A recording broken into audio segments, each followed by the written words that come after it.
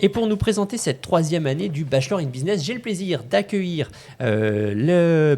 Sabrina Zaïdi-Chtourou, notre directrice du programme, voilà, qui va être rejointe. On est également rejoint par Youssef Merian. Youssef qui est le responsable de la troisième année du Bachelor in Business en rythme initial. Bonsoir Youssef. On est également rejoint par une étudiante. Bonjour Maëlle. Bonjour. Bienvenue, merci d'être venu sur ce live. Alors Maëlle, on connaît ta grande sœur et quand je te vois, il y a un air de famille, il n'y a pas de doute. Bonjour à tous les trois, merci d'être présents sur le plateau. J'ai une première question, on va commencer par une question pour vous, Youssef. C'est quoi les grands objectifs pédagogiques de la troisième année du Bachelor ? Alors, je dirais que d'un point de vue pédagogique, c'est une année de consolidation, mais aussi de validation des compétences des étudiants qu'ils ont acquis autour de la première et deuxième année. C'est également une année qui va les mettre en pratique. À travers également leurs expériences qu'ils vont apporter, d'abord en interne, à travers les projets qu'ils vont réaliser, à travers les mineurs sectoriels également. Ils vont venir avoir des problématiques réelles à soulever, et puis à travers leur stage également, qui va les mettre progressivement, mais d'une façon assez intégrale dans le monde professionnel. Alors, sur la troisième année du Bachelor, il y a un peu un grand choix à faire pour les étudiants. Est-ce que je pars à l'étranger, est-ce que je vais en initial ou est-ce que je fais de l'alternance ? On va commencer par l'initial. On va commencer avec vous, Youssef. C'est quoi les expériences académiques ou les projets phares qui marquent cette deuxième année sur le rythme initial, cette troisième année sur le rythme initial ? Alors, il y en a beaucoup de projets. Il faudrait peut-être en sélectionner quelques-uns. Je dirais qu'il y a d'abord le projet Trace qui permet aux étudiants de venir un petit peu renforcer leur ADN des Responsible Natives qu'on forme. Et puis, il y a aussi cette particularité on va dire de l'initial qui leur permet justement de vivre vraiment une année qui est vraiment internationalisante en étant professionnalisante également. Je veux dire par là qu'on va avoir des étudiants qui viennent de l'international pour réaliser donc leur formation en initiale. Donc l'international est déjà présent dans la salle de classe. Dans la salle de classe, exactement. Et puis à travers leur stage également, j'ai plein d'étudiants qui choisissent d'aller aussi à l'international pour réaliser ce stage, donc renforcer leurs compétences professionnelles en l'internationalisant, en donnant donc cette approche internationale qui est vraiment très très appréciable. Des étudiants un peu partout dans le monde, au Vietnam, au Mexique, au Canada. Et puis l'international, ça peut être aussi pas très loin. Ça peut être en Suisse, au Luxembourg, à Bruxelles. Eh oui, l'international est tout autour de nos frontières. Là, comment tu décrirais la charge de travail ? Et alors, si tu peux nous présenter en deux mots, je crois que tu es en troisième année, oui, en rythme initial, en finance. Tu as l'air de bien le vivre, du moins tu ne le portes pas sur ton visage. Oui. Est-ce que tu veux nous parler de la charge de travail, de l'équilibre entre vie académique, vie perso, tout ça ? Oui, en troisième année, forcément, on a un peu plus de travail qu'en deuxième année. Ça devient un peu plus concret. On a beaucoup de travaux de groupe, donc il faut une certaine organisation. Cependant, l'ESDES met vraiment un emploi du temps qui nous permet d'avoir à côté une vie associative, parce que c'est quand même au cœur de notre école. On prend l'ESDES pour les cours, mais aussi pour toutes les associations qui nous sont proposées. Le vendredi, c'est toujours banalisé pour les jobs étudiants, donc pour avoir une vie professionnelle et enrichir nos expériences, c'est toujours possible. Donc, je dirais qu'il y a du travail, mais avec une bonne méthodologie, une bonne organisation, c'est vraiment faisable. Donc, comme on se le disait sur les premières et deuxième années, troisième année, jamais cours le vendredi, je peux prendre un job étudiant. Oui. Ok. C'est quoi pour toi les enseignements ou les matières qui t'ont le plus marqué jusqu'à présent ? Pour cette troisième année, il y a une matière quand même, transformation digitale et éthique de l'entreprise, qui était très intéressante, déjà ancrée dans les valeurs de notre école. Donc on se différencie des autres écoles avec cette matière. Et puis le projet final qui était la création en fait, d'un salon professionnel autour d'une entreprise et de créer toute la transformation digitale et éthique de cette entreprise. C'était vraiment intéressant, c'était concret. C'était quelque chose qu'on pourrait trouver plus tard dans notre vie professionnelle. Donc c'était vraiment l'application théorique dans un cas pratique. Ok. Donc, Youssef, Maëlle nous parle de cet élément comme expérience le plus marquante. De ton point de vue, c'est quoi le moment fort de cette année ? Il y en a plusieurs. Moi, je les vis aussi avec eux. C'est rythmé plein de projets, notamment à la rentrée, hein, où ils commencent à tous se connaître. Mais je dirais que le projet le plus marquant, où je vois les étudiants vraiment se donner à fond, ça serait plutôt la réalisation de leur mémoire de professionnel, donc qui va les amener aussi... C'est un travail au long cours peut-être. En long cours, Ouais. exactement, et qui va venir mobiliser d'un côté leurs compétences théoriques, qui vont venir justement conjuguer à un terrain de professionnel, et puis aussi qui va faire appel à l'articulation d'autres modules. Je pense à l'initiation à la recherche, à PEPS également. Pour PEPS, les hommes. c'est préparation de... Parcours d'évolution professionnelle et personnelle. Voilà. Ok. Ouais. Et donc, ça leur permet quelque part d'avoir... Donc, c'est vraiment des projets qui sont importants. Et puis, les étudiants peuvent donner une teinte de spécialisation également. Qu'ils choisissent également, parce qu'il ne faut pas oublier que c'est une année de spécialisation. Donc on en a plusieurs, et les étudiants viennent quelque part justement approfondir leurs problématiques dans cette perspective-là. Donc là, Youssef, vous me tendez une perche, je vais la prendre. Parlons spécialisation un petit peu. Sur le rythme en initial, quelles sont les spécialisations auxquelles je peux prétendre ? Alors, quand on prétend à une formation initiale, donc vous avez le choix entre la spécialisation ODA, qui est entrepreneuriat, développement des affaires, FIG, finance et gestion. On a MINE également, marketing et innovation. Et on a MBI, qui est management et business international. Donc, ce sont là les 4 spécialisations auxquelles on peut prétendre quand on choisit de faire un parcours en initial entre ces années bachelor. Et est-ce que vous auriez un conseil à donner aux futurs étudiants qui s'apprêtent, qui s'intéressent à entrer en 3e année en initiale, peut-être après un BTS ou 2 années de bachelor ? Alors, je l'ai dit tout à l'heure, en fait, il y a cet aspect international qui amène de la diversité. Je dirais, venez comme vous êtes. Venez comme vous êtes, parce qu'on s'enrichit par, on va dire, les différences que chacun amène, avec des horizons différents, donc de BTS ou bien de parcours peut-être parfois universitaires, qui viennent enrichir en fait les méthodes de travail, les méthodes de résolution de problèmes, la façon avec laquelle ils traitent les problématiques également.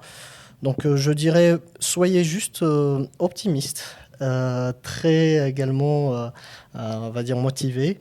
Et puis, voilà, amener votre richesse également à cette diversité que l'on construira ensemble. Merci beaucoup.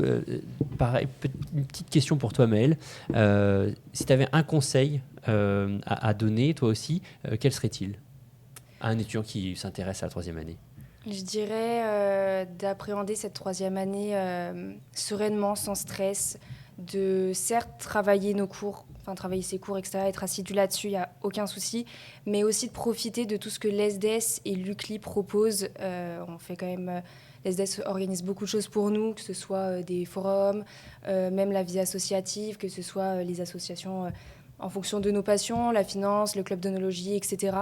Donc de profiter des plus que notre école nous apporte. Et parce que l'école, c'est pas que un parcours scolaire, c'est aussi tout ce qu'il y a extrascolairement à côté. Et l'ESDES fait beaucoup pour nous. Comment se structure l'année, le rythme, école-entreprise ? Comment on organise tout ça ? Alors, la 3e année, je dirais qu'elle est challengeante pour les étudiants qui sont avec nous depuis la première année. Parce que c'est une année où, en fait, tout se renouvelle. C'est-à-dire que on n'est plus avec ses copains de première et 2e année parce qu'on a choisi soit le format initial, soit le format alternance. Selon la spécialisation également, on est dans des univers différents. En initial, comme on a pu le voir, on prend le temps, on reste dans un parcours dit classique et effectivement, on prend le temps après d'avoir un stage de 6 mois. Pour l'alternance, c'est totalement différent. Il faut déjà s'y préparer, c'est-à-dire avoir cherché bien en amont une entreprise, avoir signé et contractualisé, et avoir accepté d'avoir 2 agendas. 2 agendas, c'est-à-dire un agenda école, 1 semaine à l'école, 3 semaines en entreprise, de septembre à septembre de l'année suivante, puisque les derniers examens et les derniers cours ont lieu en septembre de la rentrée suivante. Donc c'est accepter d'avoir 5 semaines de congés payés. C'est accepter de rentrer un peu dans l'univers adulte des grands et de se dire, moi, je vais avoir une vraie mission en entreprise, mais en même temps, je vais devoir assurer le même volume de cours que ceux qui sont restés sur le parcours classique, étalé sur une année. C'est-à-dire que quand je suis 3 semaines en entreprise, je vais aussi devoir me soucier de mes cours qui ont lieu sur 1 semaine de manière intensive. Et ça, je dirais que il Il n'y a pas de parcours élitiste ou pas, mais il y a des parcours adaptés au profil. Et ça se réfléchit bien en amont et on les aide en deuxième année à y réfléchir. Après, quand je dis que c'était challengeant, c'est aussi parce qu'en troisième année, beaucoup d'étudiants nous rejoignent. Donc les étudiants se retrouvent avec des copains depuis 2 ans qui connaissent ou pas. Et puis en même temps, ils se retrouvent avec la moitié des étudiants qui viennent de l'extérieur. Et là, ce sont des étudiants qui ont des parcours souvent BTS, Bac+2 universitaire, d'autres bachelors. Et voilà, il faut recréer du lien. Donc, il faut recréer du lien. Avec ces étudiants, il faut recréer du lien en entreprise. Il faut pouvoir suivre 35 heures de cours sur une semaine, une fois par mois. Pas oublier de faire son travail pendant qu'on est en entreprise. Parce que lorsque les étudiants sont en entreprise, tout de suite, ils se sentent professionnels.